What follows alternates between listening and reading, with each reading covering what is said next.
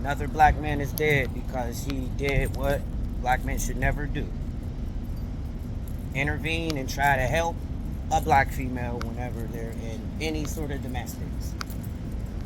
Or just not even a domestic, fighting a random stranger. Another black man gone. You gotta stop doing this.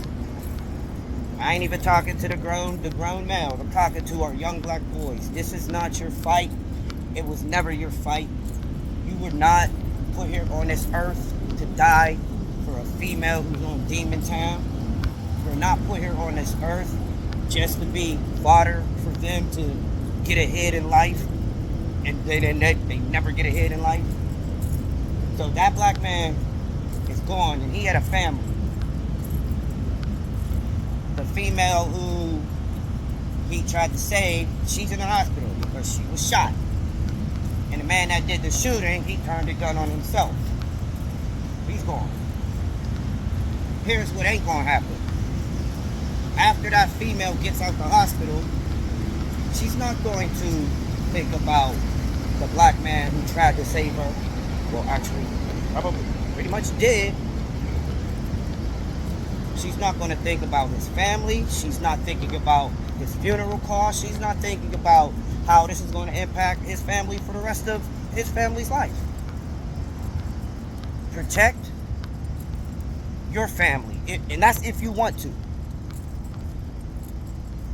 Why jump in the middle of something? For one, you don't know why it started. You don't know where it stems from. So why jump in it? Don't jump in it. For all we know, she could have been the abuser at home, and he just got tired of it. Nobody cares though. Nobody cares about who did what. Here's the kicker: the man that did the man that murdered the black man, he was already convicted of murder. So that tells me that this idiot female probably was on the pen pal list, married a convicted murderer. Here's where you go dumb when you do anything to intervene, young black boys. You don't know what time that man is really on. You don't know what he's dealing with, fighting, how many demons he's trying to hold in or let go. And he was on demon time. Demon time created by the situation he's dealing with her. Demon time that had nothing to do with you. Gotta stop. There's the other story about the 75-year-old grandma who went up into the, I think it was Tim Hortons or something like that, complaining about something that was only worth about $3. She decides to put her hands on a couple of the workers. The workers fought back. This lady dies. The news wants us to believe that this lady was some sort of saint. Like these workers just murdered an innocent old woman. It was only when the granddaughter came out and thanked the employee for standing up to her grandmother. The granddaughter then goes to write that her grandma has always been a bully. She was a bully to her mom, which would be the grandma's stepdaughter, and her aunt. She goes on to say she would bully my mom and my aunt.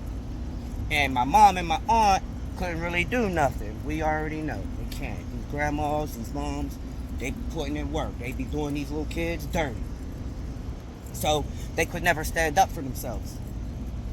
The granddaughter then goes on to say she's happy that, like I said, that she stood up to her grandma, and that if she needs anything or if things go south, that the granddaughter is in the worker's corner. The granddaughter is in the worker's corner. The granddaughter is happy someone stood up to her bully ass grandma. Again, this is why you do not jump in the middle of these females' quarrels, because you don't know where they're coming from, why they're getting attacked, or what. No, stop. And they didn't kill that 75-year-old lady. Her dumb ass was out there looking for a fight, and then she found one, and she had a fucking heart attack. Yeah. Don't protect black women. You protect the women in your life, and that's if you want to.